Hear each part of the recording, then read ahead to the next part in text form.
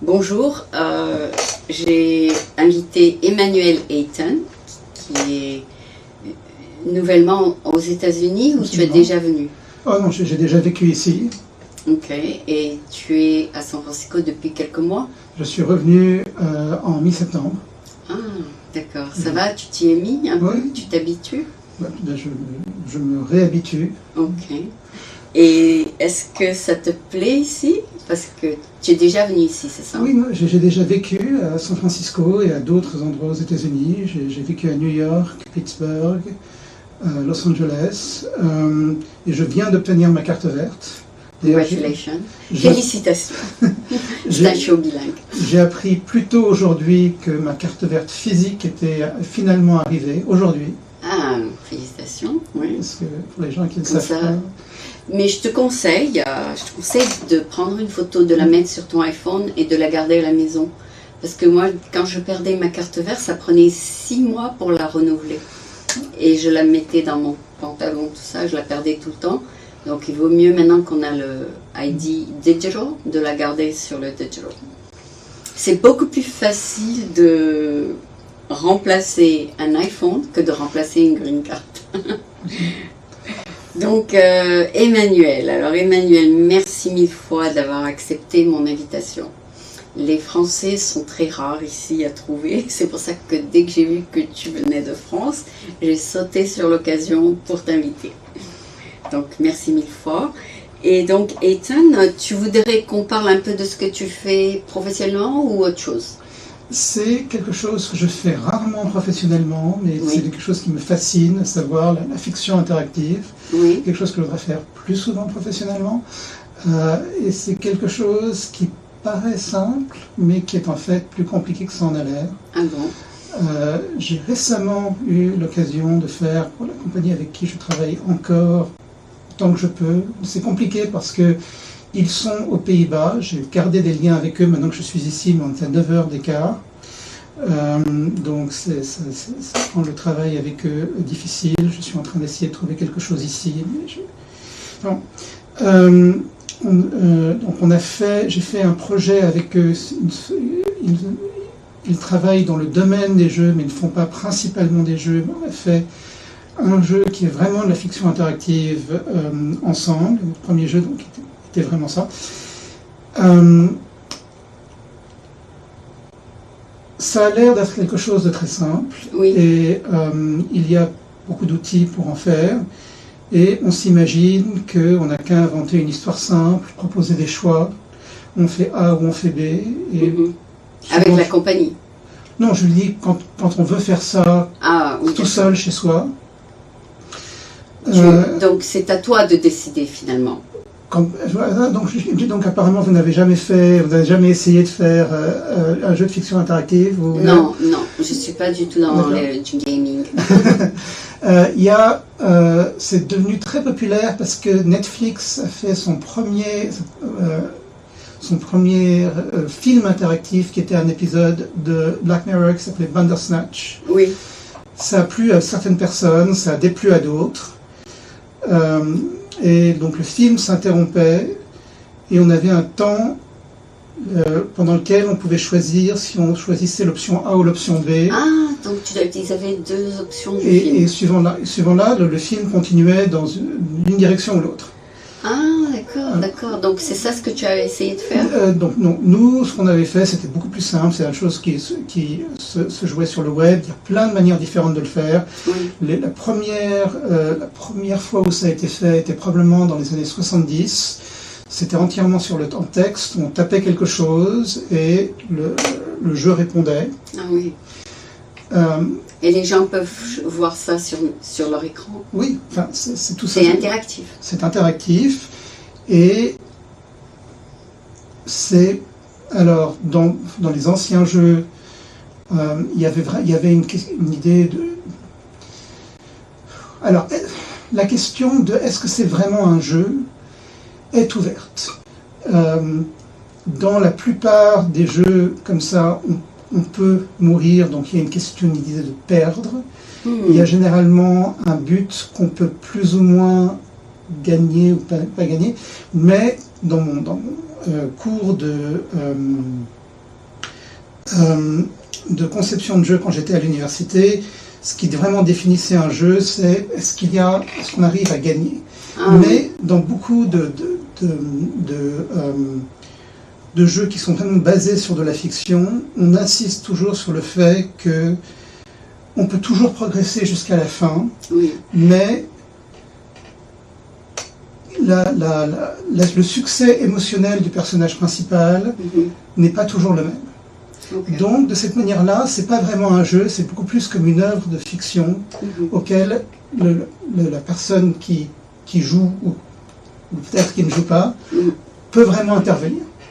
D'accord, donc tu peux choisir le personnage que tu veux gagner. On choisit, on intervient sur les actions du personnage principal. Alors là, donc je ne suis pas un grand fan de Bandersnatch. Disons qu'il y a deux personnages, tu peux choisir celui que tu veux gagne. Il y a un personnage, généralement, un personnage sur lequel on intervient. Je vous donne un exemple très précis qui, à mon avis, est fait de manière absolument fantastique, qui est Oxenfree. C'est présenté comme un jeu. C'est fait par un studio de Los Angeles qui s'appelle Night School. Ça raconte l'histoire de 5 jeunes gens qui passent une nuit sur une île. C'est une histoire fascinante, mais on joue le personnage d'une adolescente qui s'appelle Alex, qui a plein de problèmes personnels. Son frère est mort, elle est très agressive envers tout le monde. Et quand on lui parle, généralement, elle a 3 options de ce qu'elle peut répondre. Alors, on peut généralement décider de où elle se déplace, où elle marche. Quelquefois, on peut intervenir sur les objets pour elle. Et quand elle parle, on peut choisir sa réponse. D'accord. Mais sa réponse ne fait pas changer l'histoire. L'histoire est fixe, plus ou moins. Mais ce qu'elle répond change les rapports émotionnels entre les personnages. Ah bon. Et toi qui es en train de faire tout ça, tu dois dire comment ça va réagir. On choisit la réponse d'Alex. Ah, d'accord. Et donc, on influence énormément les réponses émotionnelles entre les personnages. Tout le monde a des rapports très tendus. D'accord. Et ça, c'est un exemple extraordinaire de fiction interactive.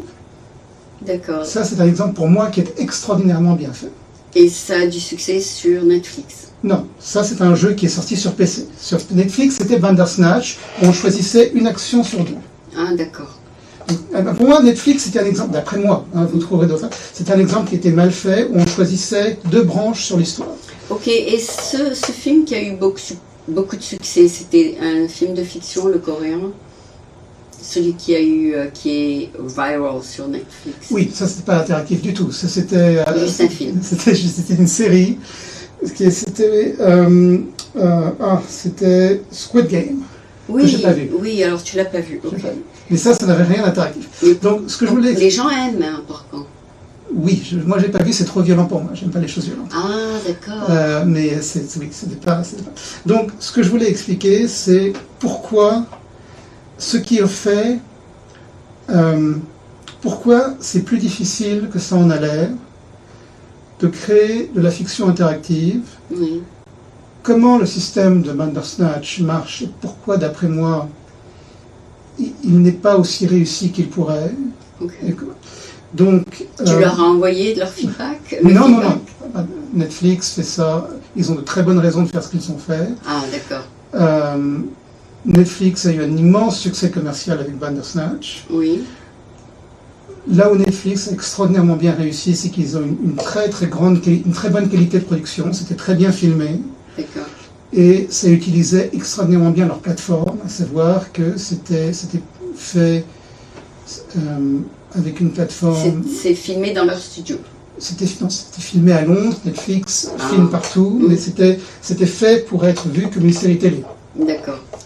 Alors que Oxenfree était fait pour être joué sur un ordinateur, c'était pas du tout le même médium. Oxenfree, c'est l'histoire avec Alex et les 4 autres adolescents.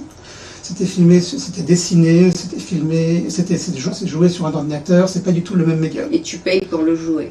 On paye, c'est un jeu, je crois qu'il coûte $30 ou $20. D'accord. Et c'est présenté comme un jeu. Les deux sont joués, mais Netflix voulait que Bandersnatch soit pris comme un épisode de série, Oui, alors que Oxenfree est présenté comme un jeu. Moi, je vous dirais que les deux sont des formes de fiction interactive. d'accord. Je, Ça t'intéresse comme sujet. c'est ce que je vous dis. Ouais. Maintenant, d'autres vous diront que l'un est un jeu, l'autre un épisode de série. Ok. Et pourquoi, d'après moi, Oxenfree, je pourrais vous donner d'autres exemples, fait ça, d'après moi, mieux. Et la première chose qu'il faut comprendre, c'est que nous, les humains, nous attendons à des choses très précises quand nous abordons une œuvre de fiction. D'accord. Alors, on pourrait parler de ça pendant des heures, mais de manière très précise. Oui. On veut une structure très précise. On veut un certain nombre d'actes. Ce ne sont pas forcément des actes qui sont explicites. On veut des retournements de situation entre chaque acte. Ok. On veut qu'au début, des oppositions précises soient montrées, que le personnage principal fasse des choix difficiles. Encore une fois, tout ça est relativement compliqué, et plus vous vous approchez de ce modèle précisément, plus vous avez quelque chose qui ressemble à un film hollywoodien. Ah, Plus vous vous éloignez de ce système, plus vous avez quelque chose qui ressemble à un film d'arrêt d'essai, quelque chose qui est peut-être plus artistique, mais qui demande plus d'efforts. d'accord. Mais tu vas pas copier ce qu'ils ont fait. Qui a fait? Non, mais parce que tu as dit que tu aimes la fiction, ce que tu vas faire pour toi, ça va être totalement différent. Si on veut quelque chose qui sera facile d'accès, Mm. il faut garder ce schéma. Ah, d'accord, je savais pas. Il faut garder ce schéma. Si vous prenez un cours de scénario, D'accord. on va vous apprendre à suivre ce schéma. C'est vrai? Absolument, oui. C'est ce qu'on apprend. On apprend à faire généralement le scénario en 3 actes et en 5 actes. Donc, quelle sera la variation qui vient de toi? Le contenu. D'accord. Vous pouvez raconter votre histoire, c'est vous qui racontez votre histoire, mais on va vous apprendre à la raconter suivant ce schéma. D'accord. Et si tu n'es pas d'accord avec le schéma, qu'est-ce que tu Dans ce fais? cas, vous pouvez faire ce que vous voulez, mais si vous essayez de vendre votre scénario à Hollywood, Il faut suivre. on ne va pas le prendre. Ah, je savais La pas. première chose qu'on va regarder, c'est est-ce qu'en lisant votre scénario, un scénario hollywoodien n'a aucune coupure d'acte, Ah bon? mais est-ce qu'on peut voir les coupures d'acte rien qu'en le lisant? La première chose qu'on va voir. Ah bon? Donc, entre autres, on veut voir est-ce que la fin donne un rappel clair au début. Oui, le début et la fin. Ok. Voilà. Donc, en revanche, quand on a quelque chose d'interactif, il faut qu'il y ait des choix. Oui. Et il faut qu'il y ait des choix qui donnent l'impression à la personne qui intervient que les choix comptent. Si ce sont des choix gratuits, des choix superficiels, Non, il faut que ça compte. oui. Mais si les choix comptent, comment est-ce qu'on peut garder cette structure rigide? Structure comment? La structure rigide Ah, rigide, ok. de l'histoire hollywoodienne. Parce que si on veut quelque chose qui plaira à un grand public, il faut probablement garder ce scénario, Cette structure. cette structure qui est celle qui va plaire. Ah, parce que ils ont testé la structure. Il est peu probable que des gens qui veulent intervenir dans une histoire Oui. sont ceux qui veulent un type de fiction qui est très flou. Ils veulent probablement intervenir dans une structure dans laquelle ils peuvent se repérer. Mhm. Je peux donner un exemple de film qui a une structure beaucoup plus floue. Je ne sais pas si vous connaissez le film de l'année dernière à Marienbad, qui est généralement le premier qui me vient à l'esprit. C'est un film d'Anna René. C'est une conversation entre un homme et une femme, et l'homme essaie de convaincre la femme qu'ils se sont déjà rencontrés. Ça dure 1h30, ça se passe dans un hôtel de grand luxe, et rien dans leur mouvement n'est littéralement logique. À savoir, deux personnes peuvent être dans une salle, et la caméra bouge sur une autre salle, et les personnages qui étaient dans la première salle sont également dans l'autre salle, et ce sont des vrais acteurs? ce sont de vrais acteurs, mais c'est fait pour être complètement surréel. Tout est surréel. Ah, Et donc, ça ne suit pas du tout le concept du scénario hollywoodien. d'accord. Si on avait quelque chose d'interactif fait comme ça n'aurait pas vraiment de sens, parce qu'on n'aurait pas l'impression que nos choix comptent. Alors que si on a quelque chose d'interactif dans un scénario hollywoodien où on peut se repérer, on a l'impression que nos choix comptent. Mais si nos choix comptent, comment est-ce qu'on peut avoir quelque chose d'interactif? Puisqu'il faut une structure rigide. Donc, plus la structure est rigide, moins on peut avoir de choix. Mais plus on peut avoir de choix, moins la structure peut être rigide. Et toi, tu dois décider ce que tu vas faire? Dans le produit fini, la question est comment est-ce qu'on peut construire quelque chose d'interactif. Ah, d'accord. Voilà. Donc là est le problème. C'est pour ça que c'est difficile à faire.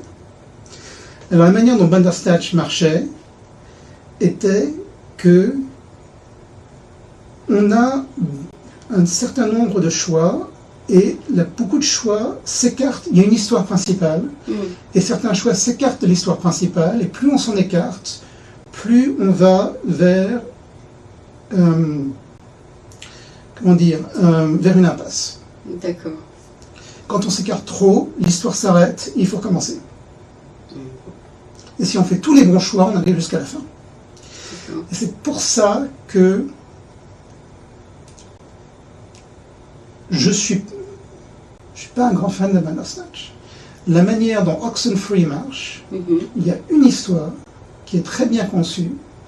On suit l'histoire quoi qu'il arrive, mais ce qu'on influence n'est pas l'histoire, mais la charge émotionnelle entre les personnages, qui est quelque chose qui avance indépendamment de l'histoire. Et c'est quelque chose pour laquelle on peut avoir une vraie influence, et on voit l'influence qu'on a tout de suite. Et ça, c'est un exemple. Il y a plein d'autres manières de le faire, mais c'est pas ce qui est immédiatement évident. Par exemple, si tu vas faire quelque chose, toi, une histoire, tu vas tenir compte de tous ces critères. Je vais essayer, c'est pas toujours facile. Ah, tu vas essayer. Mais aussi, une fois que tu as écrit ton histoire, il faut que tu trouves les acteurs. Non, pas du tout. Pour Oxenfree, il y avait des voix. Nous, ce qu'on a fait, c'était un tout petit truc, ça nous a pris très peu de temps. C'était fait sur le web. On a eu la chance d'avoir une fantastique artiste, donc on avait des personnages dessinés. On a fait ça avec un fantastique système de jeu qui s'appelle Ink, qui est conçu par le type le plus brillant qui explique tout ça, qui s'appelle John Ingold, qui a créé son propre langage pour faire des systèmes de jeu interactifs. Donc le langage s'appelle Ink, et c'était un système qui explique ce que notre compagnie Tiny Hydra a fait. Et en gros, c'est un jeu où on joue le rôle de quelqu'un qui gère une compagnie de jeu, et il faut gérer la compagnie pour qu'elle fasse un jeu, c'est très méta. Il faut que la compagnie fasse un jeu qui ait du succès, qui se vende, il faut garder les finances en bon état, il faut garder le moral dans la compagnie, et des choses comme ça, et où tous ces buts sont simples à obtenir, mais tous ensemble, c'est très difficile. Et donc on parle à plusieurs personnages, et quand on prend certaines décisions, on voit les conséquences immédiatement à l'écran. Donc par exemple, le moral de la compagnie est reflété dans le fond de l'écran qui est l'ambiance du bureau. Il y a également une icône qui représente le budget. Alors c'est pas un nombre, mais il y a une icône qui représente clairement le budget. Il y a également chaque personnage est dessiné différemment suivant son humeur. Et ton travail, c'est tout simplement de développer l'histoire? Alors, non, j'ai pas développé l'histoire là, parce que j'étais la seule personne dans ce bureau qui savait programmer. Donc j'ai expliqué comment il fallait développer l'histoire, c'est quelqu'un d'autre qui l'a développé. C'est moi qui ai programmé cette fois-là. Oui. Mais j'ai entre autres expliqué comment l'histoire devait être développée en actes. Ah bon. Et qu'il devait y avoir un très grand retournement de situation au 3e acte. Et en effet, il y en a un. Et qu'il devait avoir une crise finale au 4e acte, et il y en a une. Donc j'ai expliqué comment marchait la structure en 5 actes. Et il y a une structure en 5 actes. Et donc on a suivi ce modèle, au lieu de faire des choix sur ce qui se passe. L'histoire est en effet toujours la même, mais la manière dont se passe cette histoire est très fortement influencée par les choix du personnage. D'accord. Mais tu as dit que tu veux faire quelque chose qui est seulement à toi. Non, non, non. C'est avec ton équipe. Avec une équipe. D'accord. Je croyais que tu voulais développer quelque chose juste à toi. La conception de jeu ou la création de films, c'est toujours quelque chose de fortement, fortement collaboratif. Bien sûr, on travaille toujours mieux d'après moi. Non, mais quelqu'un qui écrit un scénario, il peut l'écrire tout seul. Oui, mais j'ai toujours l'impression... Il vaut mieux consulter les autres. J'ai écrit des scénarios seuls, certains qui ont obtenu des prix mineurs, mais je me suis toujours dit que ça aurait mieux marché si j'avais eu un partenaire d'écriture. Ah d'accord. Qui te coach. Non, avec qui on échange les idées. Ah d'accord. C'est toujours bien d'échanger. C'est mon impression.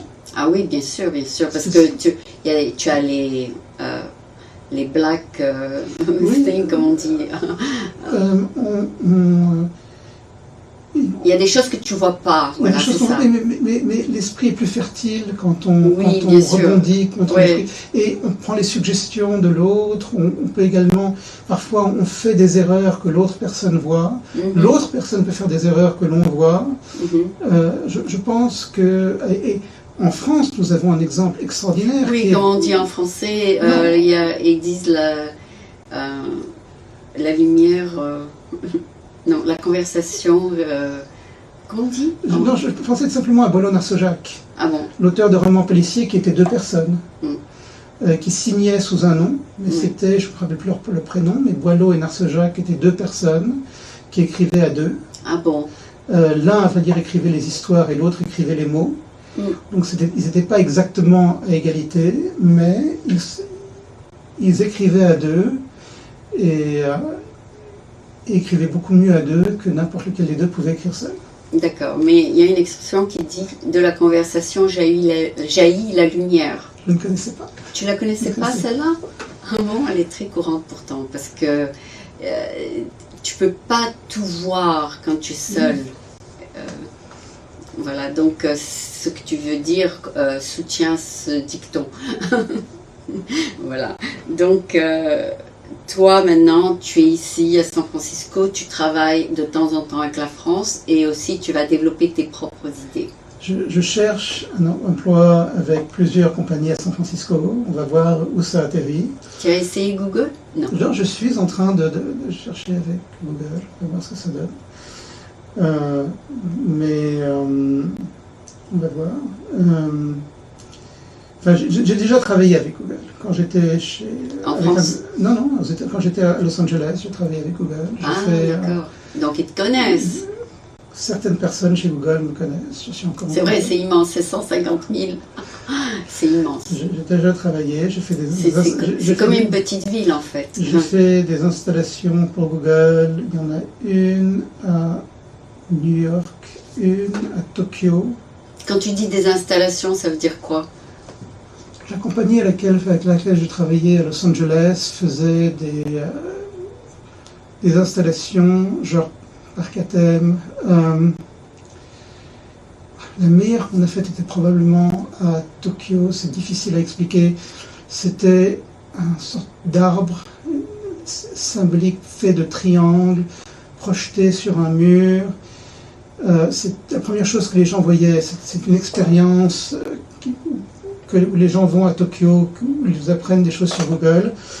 Et quand ils arrivent, c'est quelque chose à faire en attendant. Donc il y a cet arbre, et quand ils passent devant, leur mouvement est capturé, et ça crée une sorte de fausse brise qui suit leur mouvement et qui fait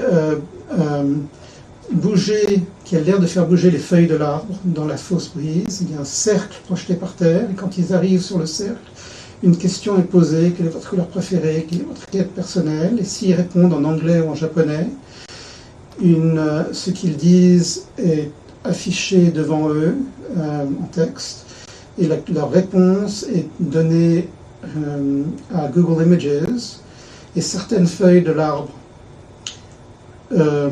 prennent l'apparence des 10 premiers résultats de Google Images, et après, s'ils passent devant, les feuilles qui ont pris l'apparence d'image tombent. Ils peuvent également les faire bouger en passant devant. Mais quand tu dis s'ils passent devant, qui passe devant? Les gens, si les gens passent devant. La manière dont ça marche... les gens dans l'écran? Non, les gens devant. Les gens devant? La manière dont ça marche est plus simple que ça en a l'air. Ils sont filmés par une caméra infrarouge. Ah, d'accord. Bon. Et, alors, c'est comme dans l'Academy of Science, par exemple. Je ne connais pas l'Academy of Science, mais voilà. Et c'est une caméra infrarouge, parce que si c'était une vraie caméra, on filmerait également l'arbre. Après, il y a un algorithme du logiciel OpenCV qui regarde la différence entre cette image et l'image précédente, ce qui donne... ça intéresserait l'Exploratorium. Je ne sais pas si tu es déjà allé sur Fisherman's Wharf. Ah ben, je t'emmènerai visiter alors les deux. Academy of Science, c'est Exploratorium. D'ailleurs, un des executive directeurs était français. Donc, il mettait sur l'expo plein d'expérimentations que les enfants jouaient avec. Donc, ça, c'est quelque chose qui serait très intéressant. Enfin, à partir de ça, on peut faire une sorte de faux vent. Et c'est à l'intérieur dans un moteur de jeu qui s'appelle Unity. Et donc, on met le faux vent sur Unity, et donc quand il y a un mouvement, on donne le mouvement aux feuilles. D'accord. Et donc les feuilles suivent ce mouvement. Et donc les vraies personnes peuvent vraiment influencer les images qui sont derrière elles. D'accord. Voilà. Donc c'est un écran qui est sensible avec la caméra infrarouge. Qui a l'air d'être sensible aux gens qui sont physiquement devant. D'accord. Ben, j'ai vu quelque chose comme ça, à peu près, dans Burning Man, il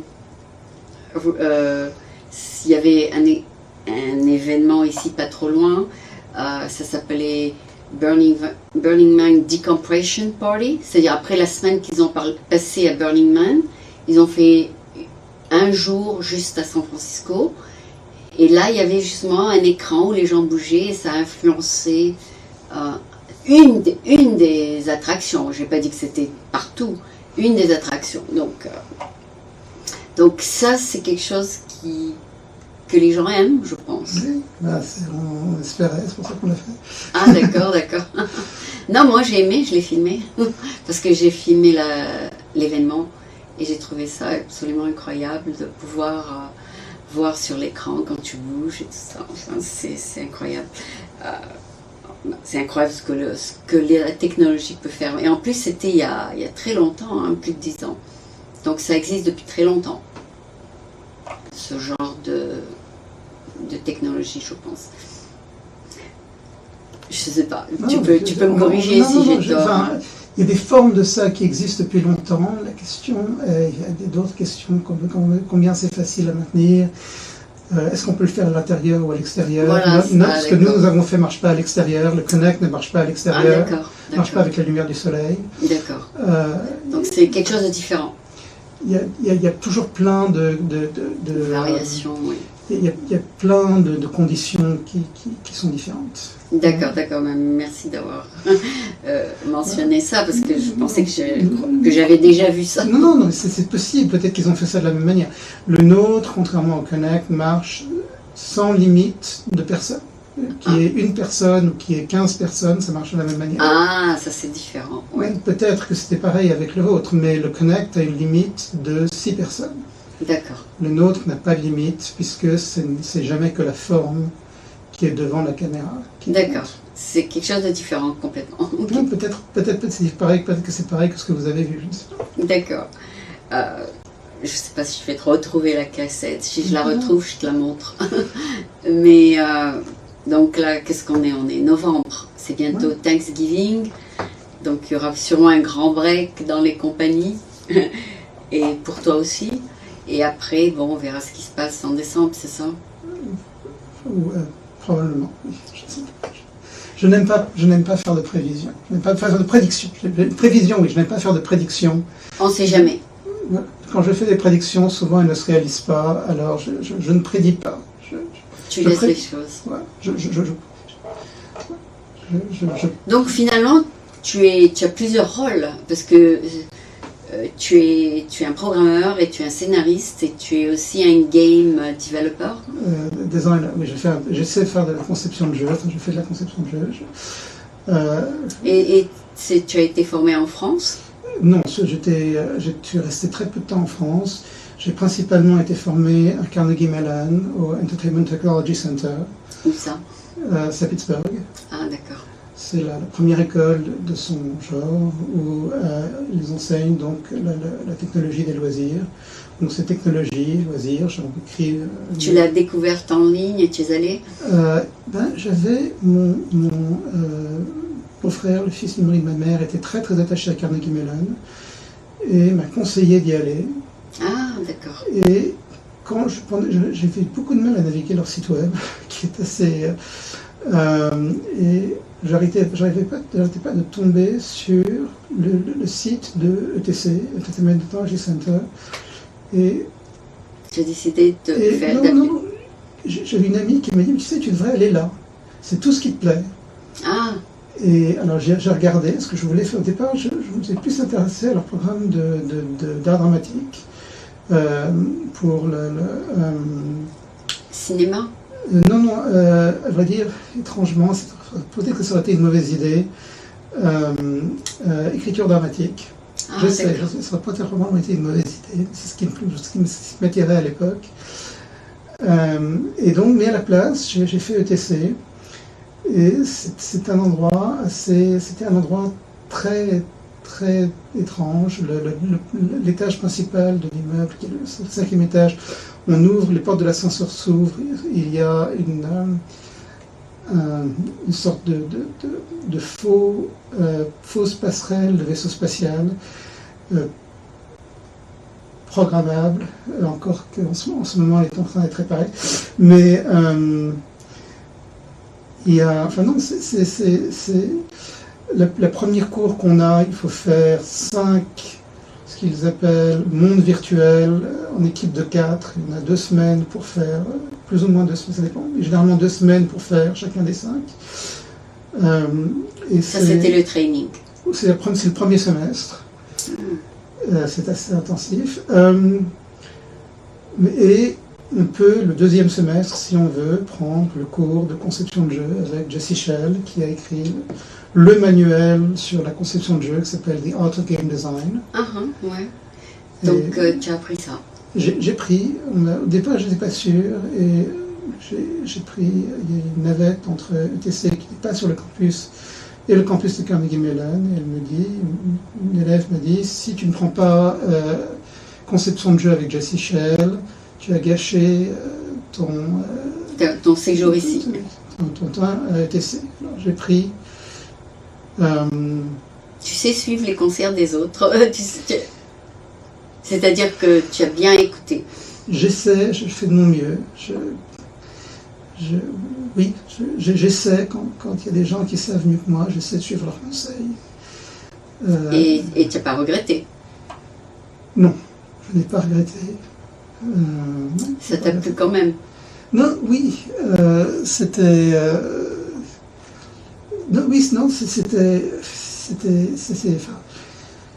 à ETC, tout se passe toujours en même temps. Donc pendant ce cours, après le premier semestre, il y a des projets. Donc j'avais un projet qui s'est passé, qui était plus compliqué que ce que je pensais. Donc conception de jeu plus ce projet, c'était un mélange qui s'est trouvé pas facile. Mais à la fin, je m'en suis quand même sorti. Mais conception de jeu en soi était une expérience qui valait le coup, oui. Ah, d'accord. Parce que maintenant, tu peux mettre ça sur ton CV. Ça aussi. Oui. Parce que ça attire beaucoup de compagnies. Je crois, oui. Ça. Quelle est la plus grosse compagnie de gaming en France? C'est pas Zynga? Je n'entends plus beaucoup parler de Zynga. En France, je ne sais pas. Je suppose qu'en France... je sais que leur stock il est descendu. J'entends plus du tout parler de Zynga. Ils l'ont vendu, ils ont dû la vendre. Donc il y a 3 très grosses compagnies de jeux dans l'Ouest, oui, qui sont Electronic Arts, Activision et Ubisoft. Ah, Ubisoft, oui, c'est Et un français. Ubi, en français, veut dire Union des Bretons Indépendants. Oui, oui, c'est une compagnie C'est française. une compagnie française. Et ils sont ici d'ailleurs, Ils sont... à San oui, Francisco. je crois qu'ils sont en Je train les ai de quitter San rencontrés, je Francisco. les ai rencontrés au DBF, ouais. Je crois qu'ils sont en train de quitter San Francisco. Ah bon? Mais je sais, oui. Mais en tout cas, ils sont certainement français, il n'y a aucun doute là-dessus. Même si beaucoup de gens n'ont pas l'air de savoir qu'ils sont français. Mais et ils ont des studios en France, ils ont un studio à Montpellier.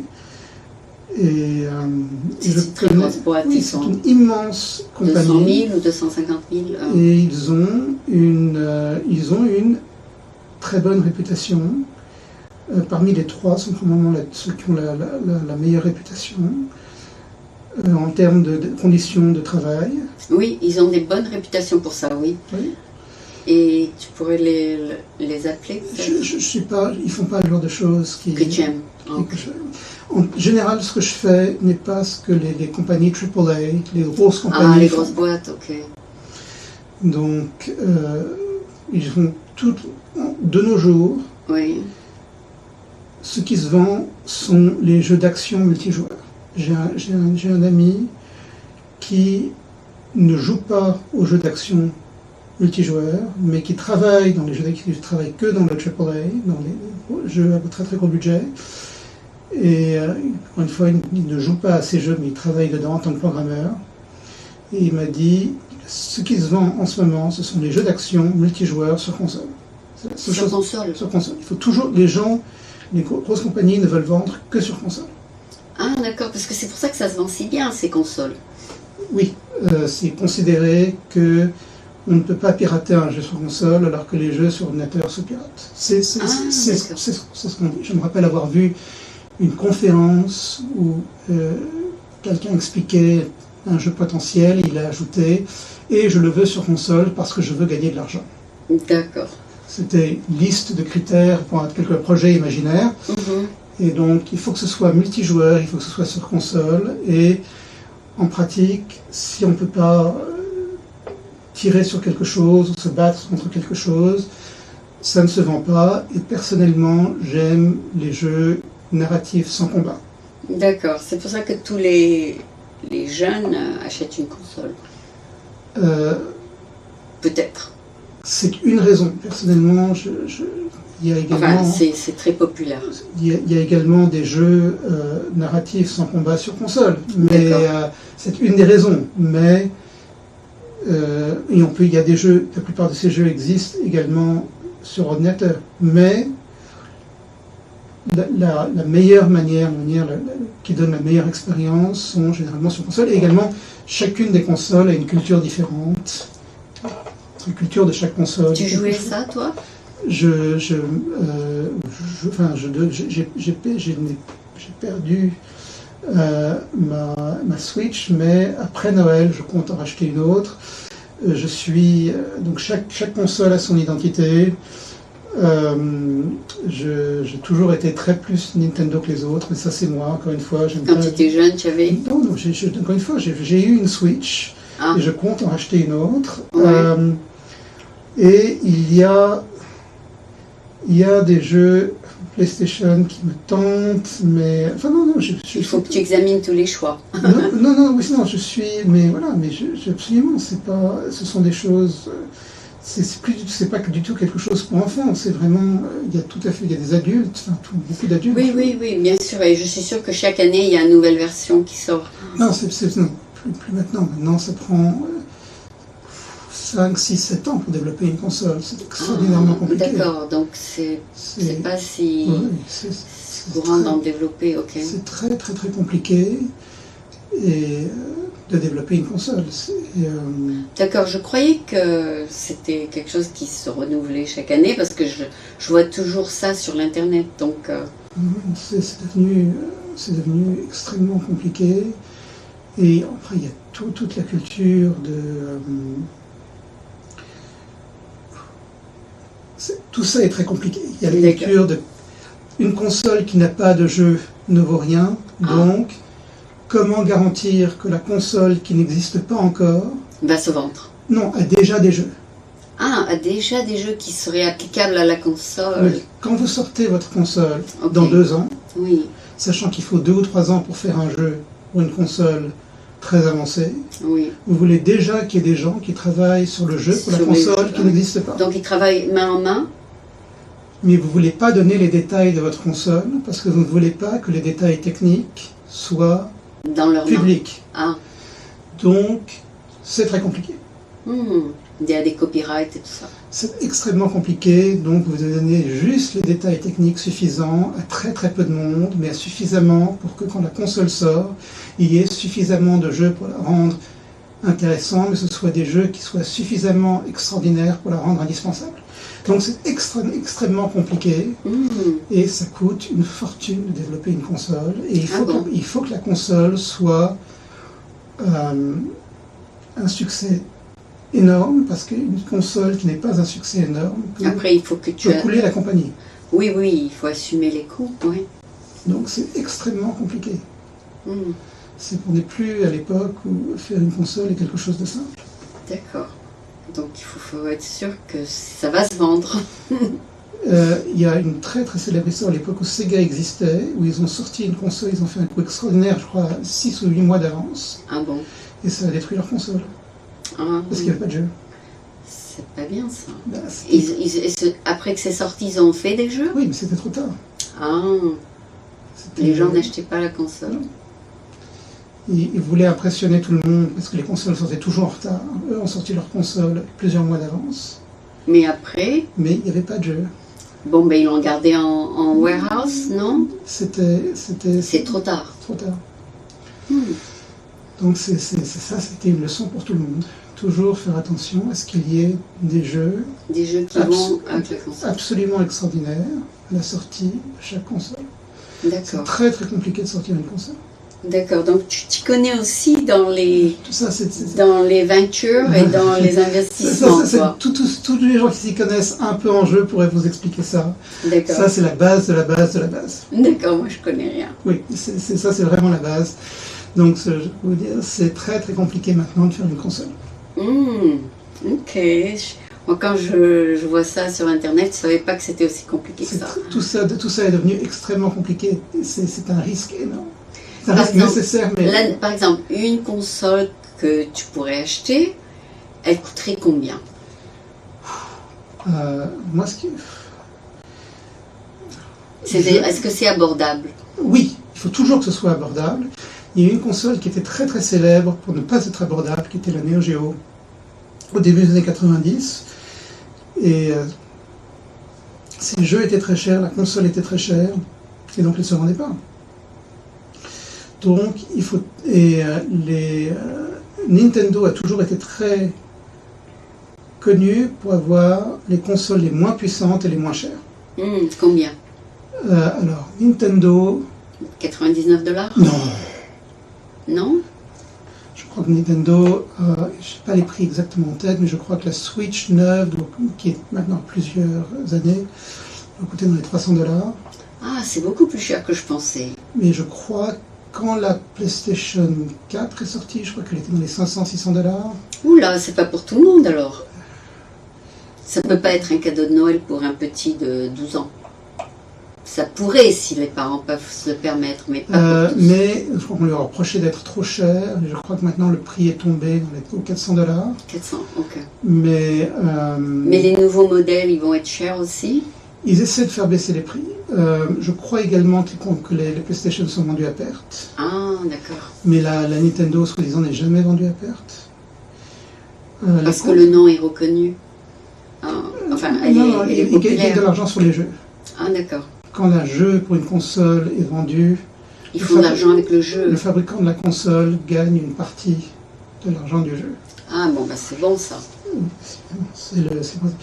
Mais encore une fois, Est-ce que tout le monde pourrait faire ça aussi? je pense que tout le monde pourrait faire ça. De gagner une partie de... À chaque fois que vous achetez une application, ou ça c'est sur le point de changer, mais une application, un produit à l'intérieur d'une application iOS, Apple gagne de l'argent. Oui. C'est une des plus grandes sources de revenus pour Apple. Ah, d'accord, d'accord. Donc oui, c'est une des raisons pour lesquelles on continue à faire des consoles. Donc, enfin oui, peut-être que je ne vous promets pas les prix que je vous ai donnés. Si vous avez une tonne d'appels sur le fait que je me suis trompé de $100, quelque chose comme ça, je suis désolé. Je n'ai pas revu mes prix, mais je crois que je suis à peu près juste.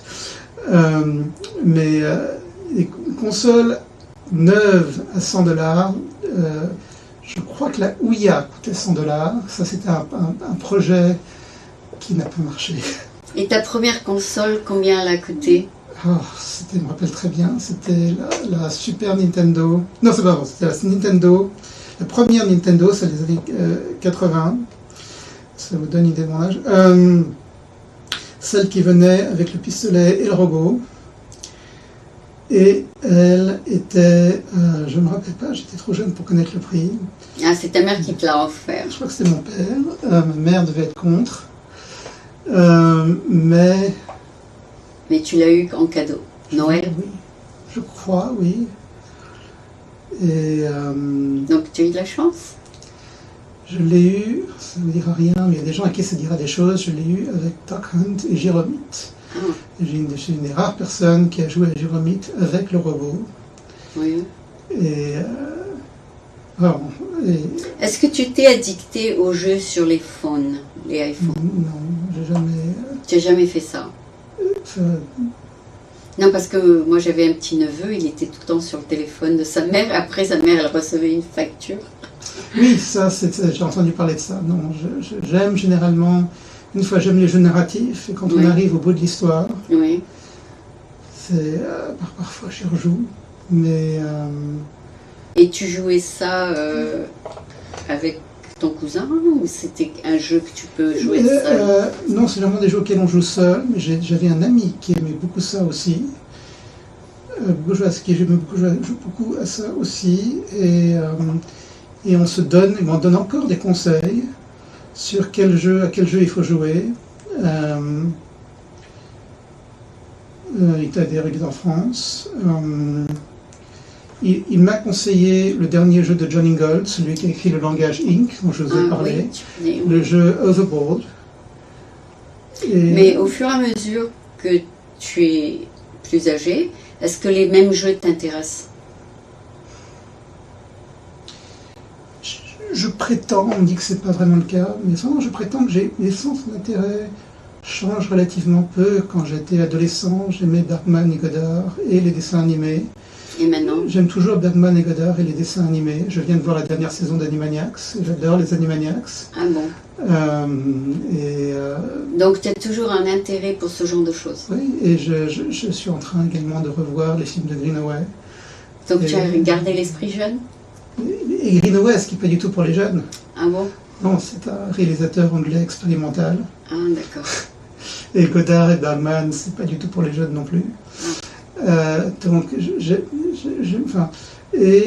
j'aime toujours les. Il faut vraiment qu'un jeu ait quelque chose d'engageant pour me plaire. D'accord, mais quand tu achètes un jeu et te disent de tel âge à tel âge, ou bien il n'y a pas de mention.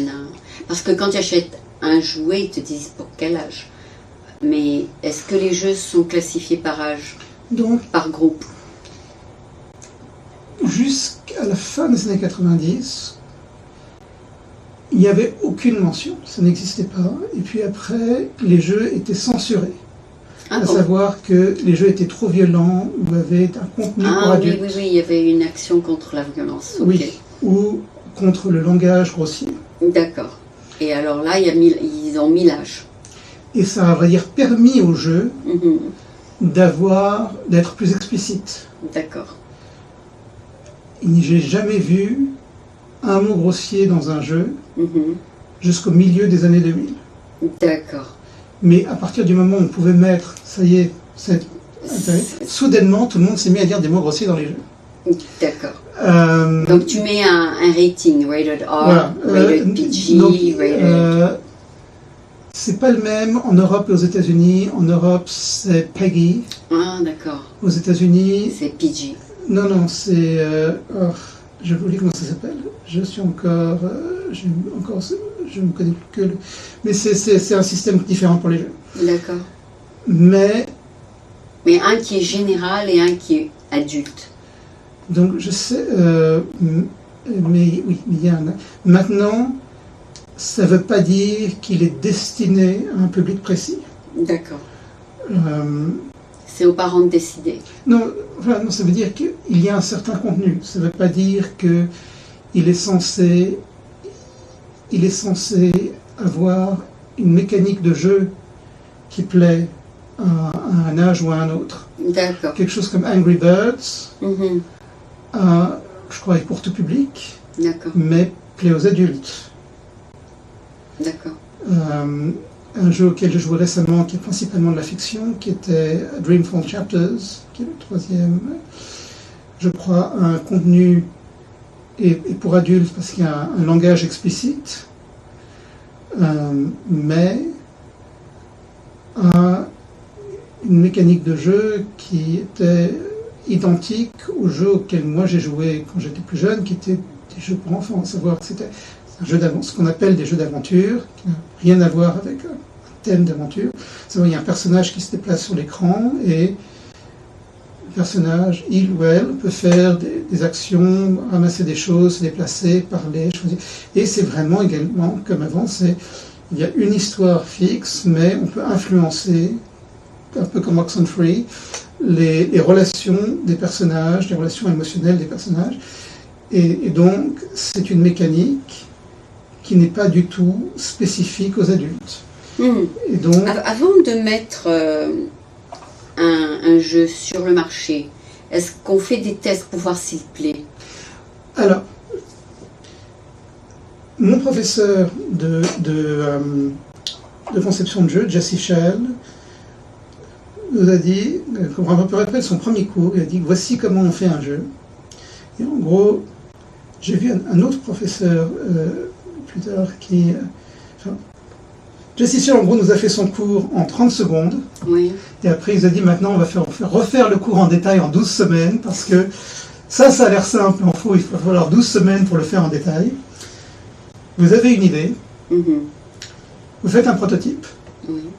vous testez votre prototype, Il faut le tester, voilà. vous gardez ce qui est bon et vous changez Ce qui ne marche ce qui pas. ne marche pas, et vous refaites un prototype, et vous retestez le prototype, et vous continuez comme ça jusqu'à ce que vous n'ayez plus de temps ou plus d'argent. Et la partie la plus importante Oui, c'est de tester sur des vrais gens. n'est pas la partie où vous avez de bonnes idées, ou la partie où vous faites le prototype. En effet, la partie la plus importante est de tester. Parce que les idées, ça a peut-être l'air important, mais une idée, tant que vous ne l'avez pas mise devant quelqu'un, ça ne vaut rien. D'accord. Donc, les gens, vous devez les payer pour tester? Donc, tout dépend. Si vous faites un jeu pour votre famille, etc. Enfin, ça... Tout dépend de la grandeur de la compagnie. Tout dépend de la grandeur, de combien votre jeu est professionnel, de la taille du jeu. Donc, ça, je vais vous redire ce qu'on m'a dit en cours. Jesse disait toujours il y a 4 types de testeurs. Premièrement, vous-même. Ok. L'avantage de vous-même, vous êtes toujours là. Ah oui. Inconvénient de vous-même, c'est que vous connaissez le projet beaucoup trop bien. Deuxième testeur, vos collègues. Avantage des collègues, ils sont proches. Inconvénient, connaissent également le projet très bien. Troisième catégorie, amis et famille. Avantage, ils sont faciles d'accès. Inconvénient, ils ne vont probablement pas vous donner des critiques trop dures. Ah, parce qu'ils ne veulent pas vous fâcher. Voilà. Et les meilleurs testeurs du monde, c'est les étrangers. Les gens qu'on ne connaît pas.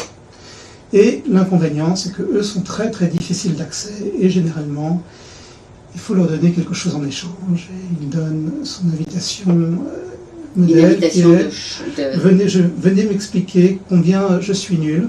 On va vous donner des boissons et des gâteaux pour m'expliquer combien je suis nul. D'accord. Et après, il y a tout un cours sur quelles questions il faut poser, dans quelles conditions il faut tester.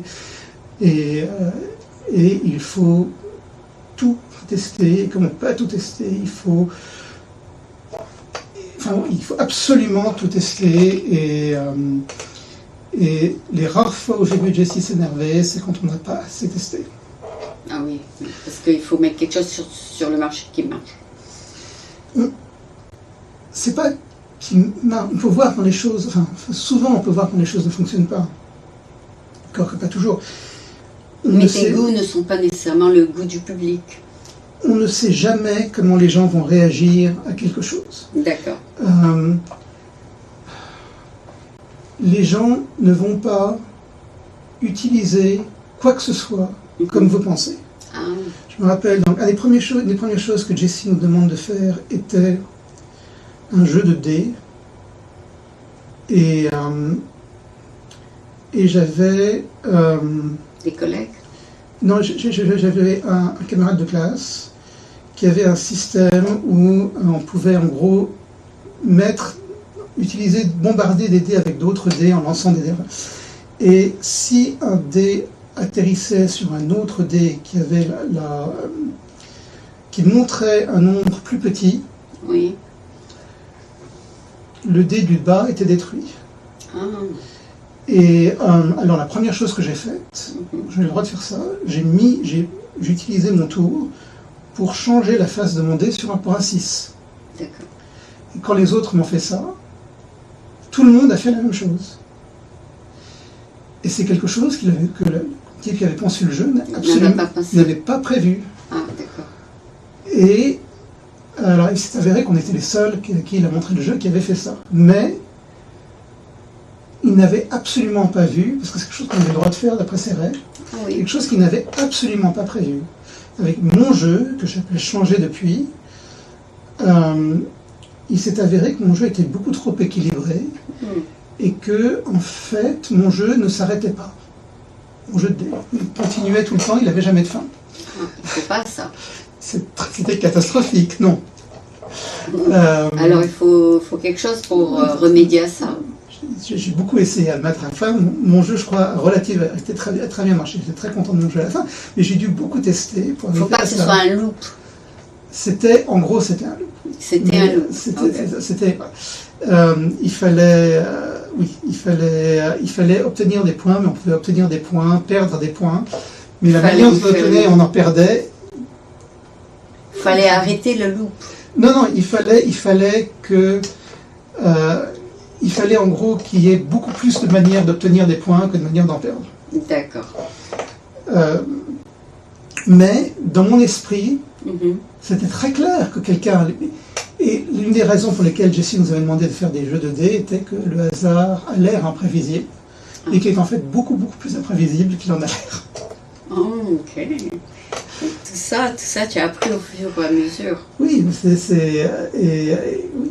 on apprend... et les gens, en général, ne réagissent pas du tout de la manière dont on s'attend. D'accord. Enfin, jamais. On pense que ce sera rarement, et c'est jamais. D'accord. Donc ça, c'est très intéressant pour toi que tout soit surprenant. Et en plus, c'est pas boring, c'est ça, c'est pas ennuyant. Oui, c'est certainement surprenant. Surprenant, voilà. D'accord, c'est très bien. Écoute, je vais passer la partie en anglais parce que j'ai vu que tu parlais bien anglais. Absolutely. So we have today with us Emmanuel Ayton, c'est un nom franco-américain, je pense. It's meant to be a Jewish name. I'm Jewish, Emmanuel. Ayton, c'est pas... Ayton is actually, a Hebrew name. But... Oh, it is. Okay. So, Emmanuel Ayton, and j'allais presque dire Ayton. It is Ayton. That's what I said in English, Ayton. Yes. Oh, Ayton, okay. And he is here. We are lucky to have him here today in the studio. And he's on top of that, he's in San Francisco. So welcome. Thank you. Even though it's 3 months later, but welcome. We are happy to have someone of your stature here, and creative and knowledgeable about gaming, which is very much in demand in the industry. So, Ethan, tell me what you're working on right now. What is your focus? What's your passion? What you more like? Do you like more gaming? Do you like more writing games? Do you like more programming, or is it all three? Well, currently I'm still working with a Dutch company called Tiny Hydra, and part of what we do, it's not their main focus, but part of what we're making is that we're making games on the side. We have made an interactive fiction game, and what I really like, and again, I don't get to do it as much as I would like, but my true passion is interactive fiction. Interaction. Interactive fiction. That's different than a game. It is a game. It depends who you ask. Oh, okay. It depends who you ask. I'm not sure I see a contradiction, but I would say they overlap. Okay. But so my true passion is interactive fiction. It is true that I love fiction in all of its forms. Okay. And I would say that interactive fiction is a form of fiction, and some games are interactive fiction, so I definitely see an overlap. So when you work on a project, before you even start working on a project, do you consult with your company, or if you really like the idea, you just plunge in it and do it? Well, I mean, I don't. You don't understand the question? Okay. Well, no, the two last projects I did was with Tiny Hydra, so Yeah. they were Tiny Hydra projects. We did, the first one was, the two sort of entertainment projects I did with Tiny Hydra, and actually the other ones too. So we did this interactive fiction project, which was called This Game is a Business Card, which was a presentation of the company for people who were interested in our services. And then now we're making a more business-like kind of. Well, the first one it presented our business. The next one is more general, though I guess it's more. The next one is a 3D game. It's more traditional, though it is still essentially a story-based experience. So no, we started everything as a group. So at Tiny Hydra, I am the only one who knows how to program. I see. So that ends up being my main role, because they know you can do it. I'm the only one who can do it there. Okay. But for our first, do you suggest to them a story sometimes? So for This Game is a Business Card, I presented the structural needs of how a story should work. Okay. But it's not fiction. It's interactive fiction. So, it's interactive fiction? Well, the first one, This Game is a Business Card, was a pure interactive fiction game. Oh, I thought a business card is more like down to earth. No, it's called This Game is a Business Card. So, so you have like, you play as someone, and you have who runs a company, and you have a series of choices. Oh. And so you just so yes, it's not an actual business card. It's a game that is the company introducing itself. Oh, okay. And so they were trying to say, well, what should this thing be about? I said, well, before you go into that, you should know that in order for a story to resonate with people, fiction must follow certain rules, because that's what humans expect. Okay. And so you told them what you learned in school? Yes, what I learned, mostly in how scripts should work. You told them about it, okay. So should I go through that? Or no, well, okay. I know that you told me every game has a structure. Every story has a structure. Every story has a structure. Well, most stories... You must have a winner at the end. that's the game thing. I said stories, mostly stories that are watched, usually need acts with reversals and oppositions and a winner and a loser. that's the game thing. Stories don't need a winner and a loser. Oh, it has to end well. No. It doesn't. A story has, in order to be Liked. to be easy, to be approachable, not easy, but It has to have a approachable. good end. Not necessarily. It has to have a clear end. A clear end. How can it be clear if it's we don't know? Well, usually, again, this is the continuity system that's used in Hollywood. It has to be. So it has to the ending, the fifth act, or the end of the third act, if you have a three-act structure, has to make it clear that either the main character has returned in the situation of the first act, Oh. or has made it clear that they will never return in the situation of the first act. That should be the conclusion of the fifth act. Oh, okay. If you look at the end of the first act, for example, the main character enters in the special world where special rules apply. Mm. A very, very simple example would be, I don't know, Harry Potter, in the first film, he goes to Hogwarts, which is a special place where special rules apply, as opposed to the Dursleys. Oh, And at the end, he returns to the Dursleys. I see. And that's what made it successful. Well, no, it's one of the numerous rules. Well, many rules. Okay, There's okay. a whole, many rules, a huge amount of rules. Okay. This is one of the rules. Okay. But I would say that it makes it clear, though, however, that it makes it clear that he will not return to the situation where he will be powerless. Okay. So it makes it clear that he will not return to the state where he was at the beginning of the first act, Okay. where he was powerless next to the Dursleys. Okay. It's no ambiguity there. Okay.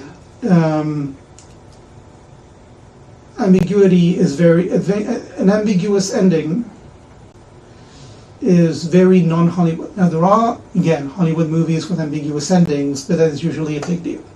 You want to make it. They want to make it understandable for the majority of the public, like Well, 12th grade level. again, not necessarily understandable. It can be a mysterious ending, but you want to make it clear whether or not the main character is in the same situation where they were at the beginning. Okay. That is the one thing you want to make clear on it. Okay.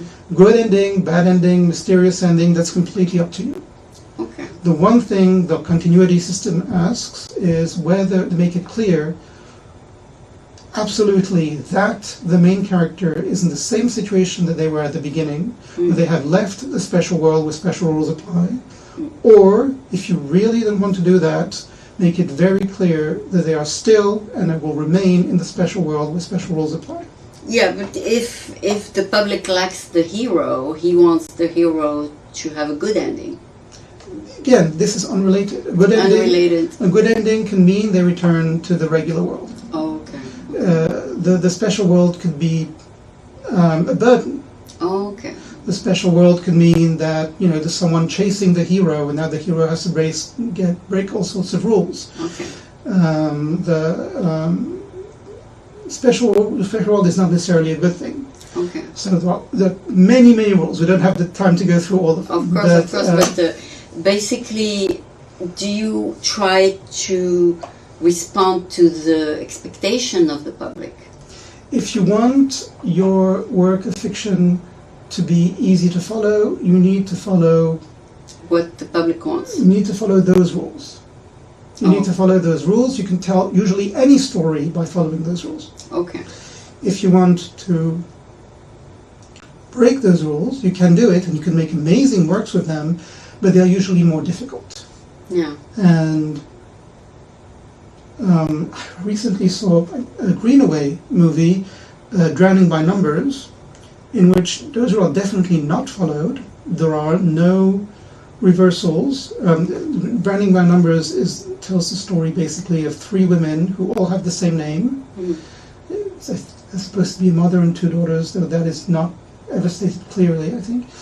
And each one drowns their husband for no specific reason.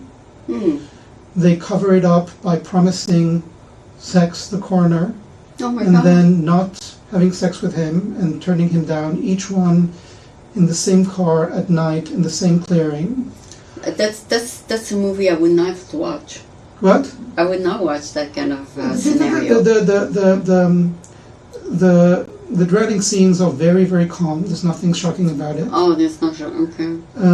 No, but the story is not interesting. Well, you'd expect a twist. There is no twist. Okay.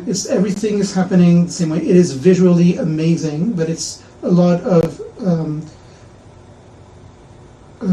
fixed cameras. Usually we expect cameras to move a lot nowadays. Greenaway has a lot. Yeah, now they're fixed. They used to be moving. There's a lot of symmetrical shots. Greenaway loves symmetry. This beautiful light, beautiful sets. A lot of like visually symbolic things. But the thing that keeps you going, the thing that makes the film amazing, is that the drownings are, as Greenaway, as the title says, are by numbers, meaning that numbers appear in the movie. When the first Sissy is walking towards her husband, there's a tree, and on the tree there is a 1 clearly visible on the screen. And then later on there's a 2. Yes, there's But people, before they go see this, they know? There's a first scene, there's a girl who's skipping and naming stars and counting them, and she tells the first Sissy that she's counting the stars and you only have to count to 100 because then all the other hundreds are the same. Oh. So you know that something is going to count to 100. And indeed the movie counts to 100. Okay. And so it's a game, sort of. You want, and yes, and there's a character in How it, long a did child. this last? The movie's about an hour? No, a bit over an hour and a half. Okay, so it's just like a regular movie, then Just 90 minutes. It's a regular movie. It's a 90-minute movie, but the suspenseful part is not the story. It is when you get all the numbers. And some of the first ones are really easy to see, but some of them are really difficult to spot. And some people like that? I love that movie. You do? I love that movie. But what satisfaction does it give you if the story is not good? It's incredibly well written, it's incredibly well filmed, it's incredibly well acted, it's incredibly playful. I love Greenaway, the early Greenaway. But again, it is not a mass audience movie. You have to buy into it. Okay, but the reason in the first place you went to see it is on the recommendation of someone? I don't know. I had watched The Draftsman's Contract, which is a movie he did before that one. I don't remember why I saw The Draftsman's Contract. At one point when I was a teenager, I just loved Greenaway. Oh, that's what it is. Okay. I had my Godard phase, Greenaway, Visconti. So you had your preferences already. But anyway, that is one way of making. Did you pay to watch that movie? I guess at one point. They asked you to pay? I think at one time I saw it in a one of these movie theaters in Paris where they show the movie every week. Okay, then one is free, one is paid. No. You go there like they show it once a week. You go and you pay the. You do pay like a regular movie. Yeah, except they show it once a week. I think I saw it there, but or maybe I rented it actually. Maybe I did see. Maybe I don't remember how I first saw it. Okay, so it's showed in movie theaters. Yes, it was a regular movie. It was not not a blockbuster. Okay. But anyway, but that's one way that does not follow at all. But it requires more of an effort. Fellini requires more of an effort. If you want people to just follow your movie, you have to have a style. Well, that draws people to it. If you want people to follow your movie, it's easier if you have the continuity system where you follow the rules of the continuity system. Okay. You have the So people reversals. say that's a Fellini because that's what he does, or Yes. that's Well, you can follow the continuity system and have your style. okay. Hitchcock followed the continuity system precisely, and people can tell, his movies are his, but they're also easy. They're easy to follow. They're easy to follow. He follows all the rules. They break where they're supposed to. The main character has there are oppositions to what the main character should do. There's a clear ending, whether or not the main character will return to the situation at the beginning, and all of these things. So, in interactive fiction, it doesn't make sense not to follow these rules, otherwise you make choices in a vacuum. Okay. So when we did our game, this game is a business card, I explained the basics of the continuity system because it is necessary in a game because people need to feel that structure, even though they won't notice that it's there. Then you have to implement it. You have to implement it because it will just feel like that story makes sense. There needs to be reversals at specific moments in the story. Okay. And particularly, things have to appear apparently out of nowhere. And at one point where everything seems to be going well in our story, suddenly something goes terribly wrong. And that happens actually in a lot of stories. But every time I play it, no, it still gets me every time. But because that's how actually continuity system stories happen. Things don't happen always as a consequence of things; they take you by surprise. And I'm really glad I explained that. So we're talking about fiction movies now. It's the same. Any kind of continuity system story. Okay. Things, things happen. Surprising things happen. That's what keeps you. That's what keeps Engaged. you engaged, entertained. Yes. Okay. Yeah, because if it's something you see every day in the street, it's boring, right? Exactly. So you want something. Oh, this happened? Wow. Yeah. Well, I didn't see it coming. You didn't see it coming. Yeah. The ability to surprise is what is an essential part of fiction. Oh yes, yes. So that's so good. So yeah, I can understand why it become a passion for you to like fiction because it's entertaining, it's engaging, surprising, everything. How does it work? How do you make it work? All right. So what's the name of the fiction story you wrote? You told me you wrote one. Oh, the script? Yeah, you told me you wrote the script.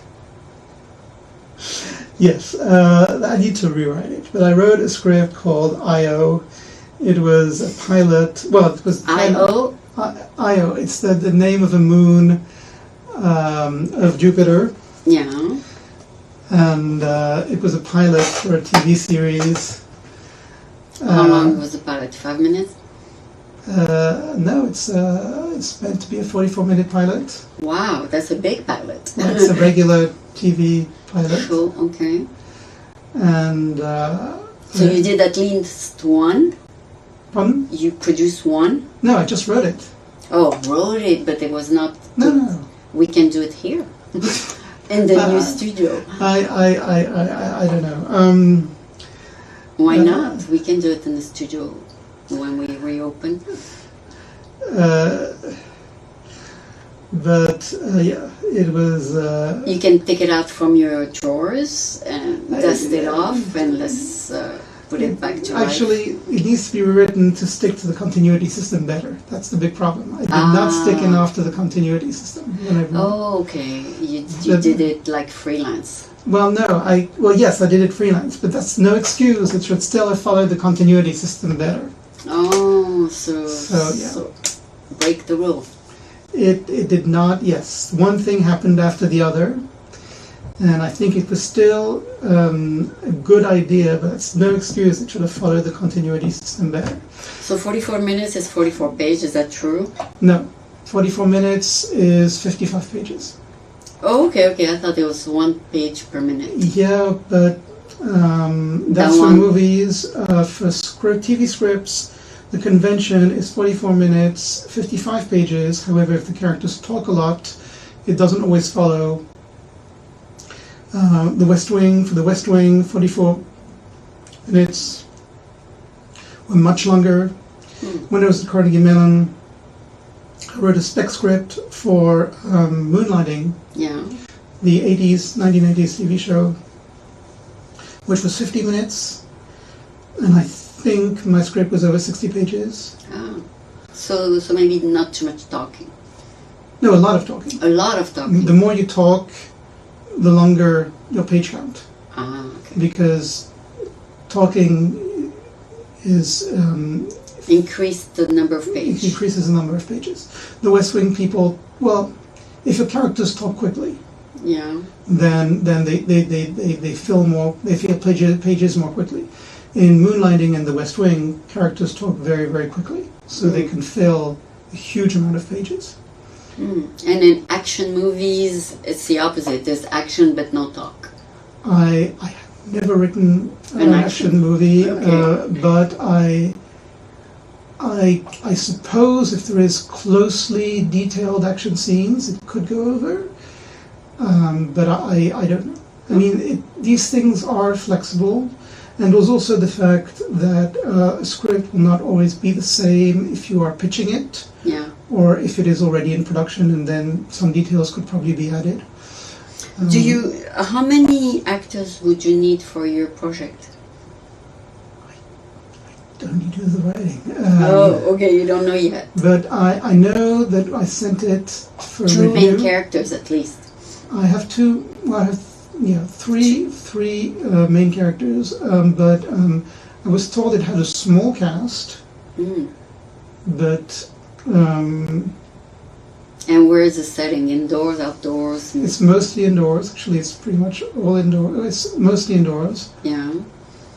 but it's a complicated story. Do you think people like it? I think they would. That's why I wrote it. Oh, okay. Has some spice in it? I don't know what you mean by spice, but I mean, it's spicy. We want to know what's going to happen next. I hope so. But And the topic is interesting, you said, right? I To you, at least, because you wrote no, it. I always my main question is, am I taking too long to set it up? Ah, okay.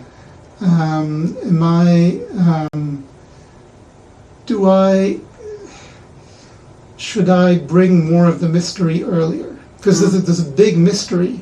Oh, But should I make the mystery clearer earlier? okay. I told you I have to rewrite it. Oh, okay. Should it be more mysterious earlier, as Is opposed it to getting more and is more it mysterious? easy to read? I think it is. Again, Send it to me. I want to know if it's easy to read. That's number one.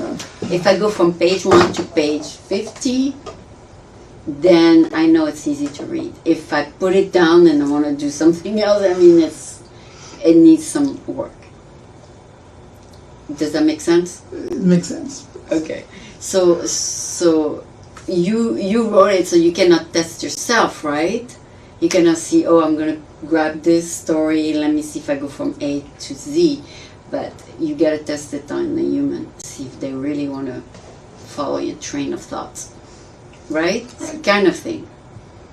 Alright, so now you are in San Francisco, you're here for a reason, and you want to find maybe your dream job. A job first, and then we'll DreamWorks would work for you? They're on San Mateo? First, I'm just looking for a tech job, and we'll see. Yeah. Do you know the company that did DreamWorks? You know the company DreamWorks? Yeah, yes. One of my teachers was actually the founder, not of DreamWorks, but of PDI DreamWorks, which no longer exists. Okay, they're right here in the Bay Area. So go knock on their door. So anyway, you're here for a reason, and you hope to bring to light brought or to life some of your ideas. Hopefully. Hopefully, yeah. So that's the goal, maybe. So anyway, right now it's all experimental, whatever is presented to you. But usually, when you work for a company, you work on their projects. Yes, that's how it's been. I try to contribute, but They give you so much to do per week, right? So, I would like to mention two things from my time at Carnegie Mellon. So the first class we had was building virtual worlds, which is when we made these quick virtual worlds in 2 weeks. And our main teacher, a woman who used to work at Disney called M.K. Haley, she does TED Talks if you want to look her up, said, "You think this class is about building virtual worlds, but it isn't. Okay. You all know how to build virtual worlds, you just don't know that you know. What this class is about working together. Ah. And you'll think you know how to do that, but you Yes. don't." And they also told us about an experiment that Carnegie Mellon conducted about the intelligence of people working in a group Right. and what influenced the intelligence of groups. Right. And their assumption is the more intelligent people in a group were, the more intelligent the group would be. Of course. And they found that it didn't really influence it. If each person in the group was more intelligent, it didn't make the group more intelligent. I see. There were three things that made the group more intelligent. I always forget one of them. Cooperation. So, how do you measure cooperation? So, one of them...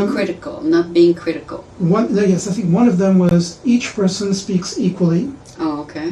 I think one of them is that they find one person to moderate the group. Okay. And the third one is there has to be at least one woman in the group. Oh, not just all male. Not just all male. At least one woman in the group. So she gives her perspectives.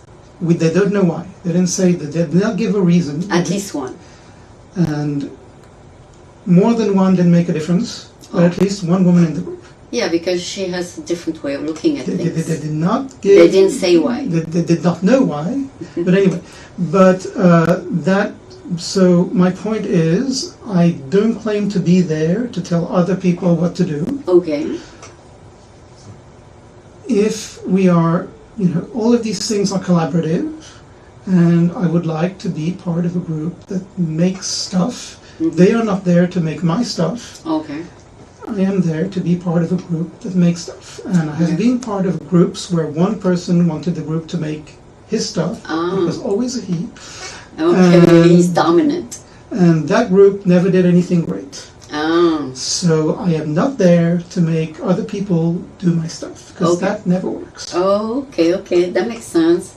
So you want other people ideas in your projects? The other people what? Other people input and Yeah, ideas. we are together to do something that we are proud of.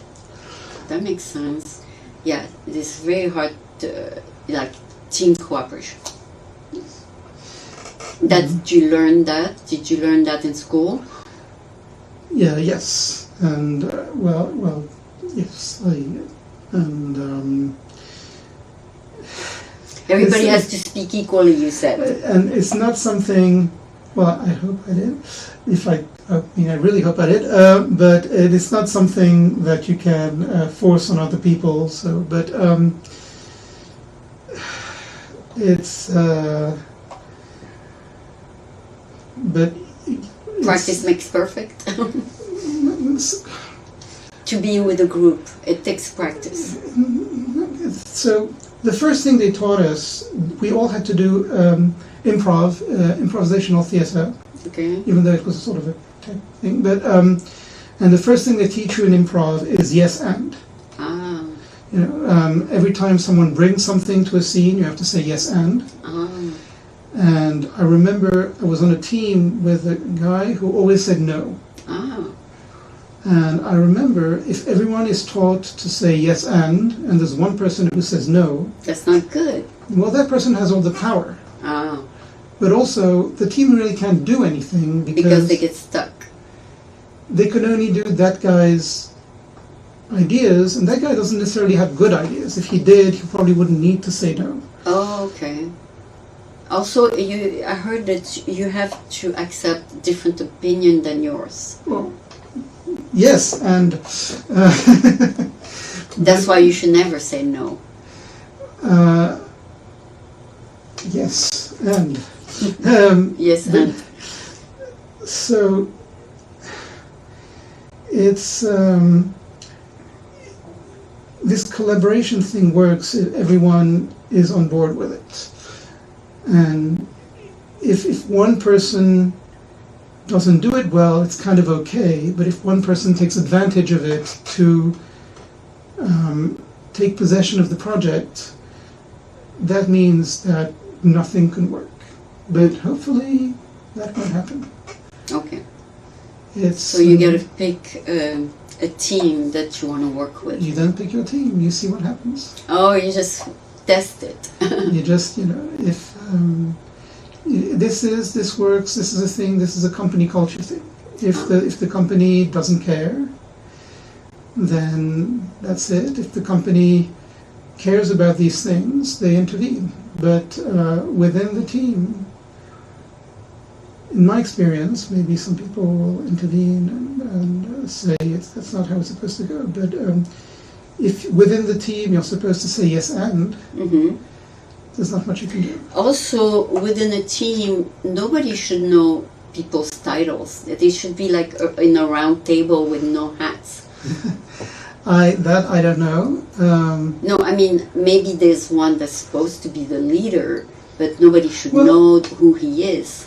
At one point, you will come to a stalemate, and one person should break the stalemate. Okay, It doesn't really matter if it's the right decision, okay, but you need to make a decision so you can move on. okay. And you should accept the fact that maybe it's the wrong decision, but a decision has to be made because you need to move on. Okay. And that's why, if I remember, one of the three things is you need to accept an arbiter of decisions. Okay. And no one will always make the right decisions. So, because if you keep stuck on one point and you can't move on, then you're not going to. You get unstuck. Yeah, and if you want someone who only makes right decisions, then you can't pick anyone to make decisions. Okay. No, but in a team, you worked in a team before, right? You worked in a team before. Did you know what each person this was position was? So what we did then is that Because you don't want to know who's the manager, because the manager should be really anonymous. so the way we did it there. Well, everybody usually when you work in things like what I did, A movie. everybody has a very different role. We had someone does art, someone does sound, someone does Okay. programming. So people speak as different things. On their point of view. And what the manager usually does, or often producer, is Moderate. break ties, yes, Moderate, okay. or say what resources are available. Mm. And they have to work within the budget. Exactly. So they have a clear goal. Okay. But What could influence the budget? The number of stars in the movie, or the number of... I don't work on movies, I don't know. Okay. What could influence then the budget of a project? Let's see, well, when we were at, let's see, well, when we were at my previous company in LA, I don't really, I remember, I mostly did software, so I didn't really have that, You didn't know what would influence it. yeah, because Probably the length. I mostly worked with someone who did cared a lot about budget because he created physical objects, Okay. and he was very worried about which items would cost more. Yes, would cost more money. But I only did software, so I didn't care. So you were waiting for his green light. No, I just did. I only did software, and I only used and we were mostly with Google at the time, and we used we had to get approval from Google. We only used open source software, so that was all free. But the length of time you work on a project, that's what counts, because you paid by the hour, right? Yes, we're paid by the hour, but we were within the time allotted, and no, that I think for that was okay. Did they tell you have to work overtime sometime? No. Not me, No. other people. Other yes. people, okay. I think I guess time. I guess is Time is expensive, right? Time, yes. I have a friend who works in games, and yes, it's time. In some cases, a big problem if you work in AAA games can be compilation time. Mm-hmm. Some games can take. I had a friend who worked on a huge, very famous AAA game, and he told me that the game could take several hours to build. And during that time, there was nothing they could do. So they had the budget. Well, I mean, they had like To add. They had to add. no. Basically, they made all the changes they could to the code, Oh, okay. and then they built the game. Yeah. But the game, between the code and the executable, Yeah. it would take several hours Okay. just to compile the game. And because of the way the game was built, you couldn't just change one thing and just rebuild that thing. Even if you change just one thing, you had to rebuild the whole thing. Oh. So rebuilding was always a very, very complicated thing. So it could get, technically complicated.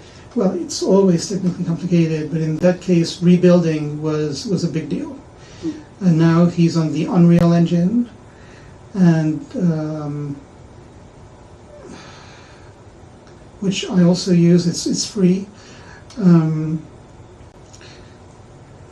Actually, yeah, Unreal is. But yeah, I mean, yeah, you have to. People build 3D assets. People program. Yes, it's different. I don't know what you're talking about, but you probably know what you're talking about. Yes. But overall, what brought you to San Francisco? Oh, well, I finally got my green card after waiting for 7 years. Yeah, and you picked San Francisco for a reason? Well, yes. I have a place to stay here Oh, before good. I find a job. Yeah, And I have friends here. I good. have several friends. And there is work here. And Definitely. so, So it's a good place to be, and the weather is good. yes. Yeah. It's not too hot. LA was too hot for me, and I don't like hot weather. Yeah, But it's this is moderate. this is moderate. It's perfect for good health. They say people move to Bay Area because it was studied that people live longer in the Bay Area. Really. So that's why a lot of doctors and lawyers and people of prominence, when they found out about it, they moved to the Bay Area. It was also gold. Yeah, it's also increased your lifespan. I mean, yeah. I mean, if you live in LA where it gets too hot, your lifespan goes down. So, I mean, it was studied, the lifespan of people in the Bay Area and the lifespan of too hot, too cold areas. And Bay Area is the best ideal place to live because it doesn't bring too much tension on the body from going too hot, too cold, like in New York. So anyway, that's also a consideration, even though you probably was not in your considerations. Well, I have lived in LA, and but I remember the air always felt very polluted there. Yes, it is. And, Hopefully Tesla will change that with the electrical cars. I remember I flew once from LA to New York, Yeah, and I felt, wow, the air is so pure here. yeah, And I thought, if I'm feeling that way about New York, there must be something wrong about the air in LA. yeah, because it's not close to the ocean. Here we have the bay. LA is still has beaches. It's closer to the ocean than Paris is. Oh, okay. But it's still very polluted. It's still very polluted. Yeah, I went to LA 3 months ago and there was just like cars and cars and cars. I said, oh, everybody has a car. I got my driver's license for the first time when I moved to LA. Oh, you had to. Yeah, before that, I never had a driver. I grew up in Paris. I mean, Metro. exactly. Yeah, so yeah, there's a culture there that's car-oriented. Well, I had a friend who was celebrating so I was living in Burbank, and I had a friend who was celebrating her birthday in Santa Monica, and Google Maps said it would take me 2 hours to get there by bus, Wow, and it took me 3.5 hours. wow. So that's when I decided I get a car. getting a driver's license. Well, a license first, and then a car. So now you're gonna get an electrical car or you don't know yet? Job first, And then, and then car, yes. all right. So Emmanuel, has been such a pleasure to chat with you for almost 2 hours. And so we did it in French, we did it in English, we accomplished our goal on budget, on time. So we could pat ourselves on the back. We did it. Thank you so much. You did great. It has been a pleasure also to get to know you better. Same here. Thank you. And yeah, you know, we might meet again. The first networking event is happening on the 17th, you know, in person. For a year and a half or more, it was all online networking. So now it's, for the first time, it's going to be in person, which is really to be celebrated if you want to network. Great. So thank you so much. Thank you.